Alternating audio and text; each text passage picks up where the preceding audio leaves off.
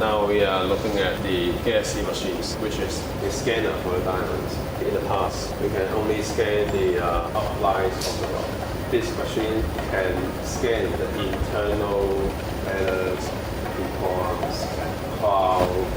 So actually, the diamond is dipped inside a specialized liquid. This liquid will make the stone transparent because this has the same refractive index of the diamond. The stone is in white color and all the inclusions are in black color. Like this one, this is definitely a feather, and you can see the shapes. You can also see the decays and holes and things like that.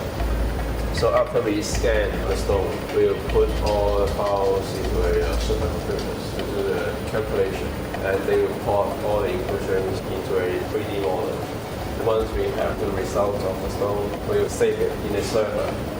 And all our markers in the printing department, they can open the files and do the printing.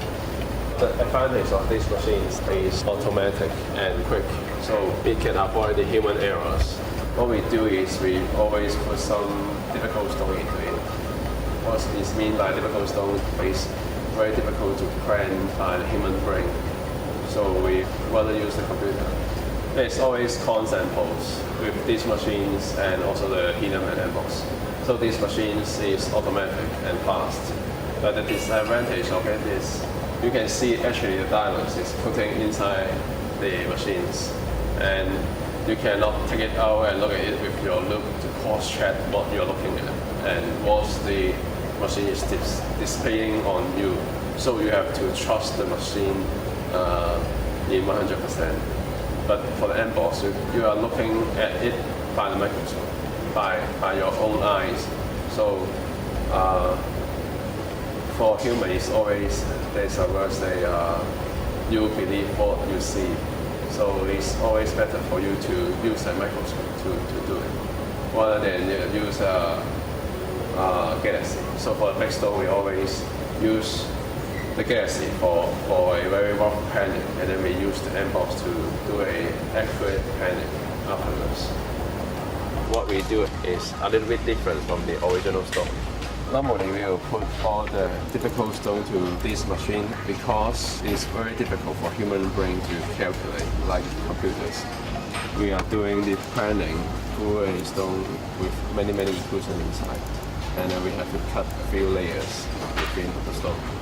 And then all we have to do is import a Galaxy file in this Sarin machine with all the inclusions, and then we will define the clarity of each inclusion.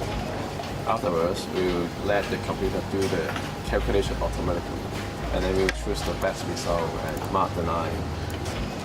She's doing the allocation of the stone with the Galaxy file because we scan the stone in the Galaxy, and then we have to scan the stone again in the Sarin, and then we mark the coordinate. So you can see there's a lot of inclusions on this side. So actually we have to get rid of them, and it definitely is I1 or even I2 or I3 inclusions. So we'll change all these into green parts, into green. And then after we get rid of this, we first of all will get this red stone.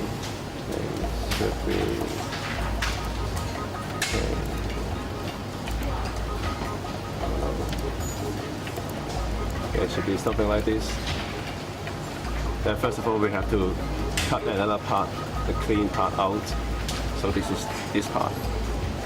And then we'll get another stone here. And get rid of these inclusions. So lastly, we will have the last pieces like this. And get a little stone here.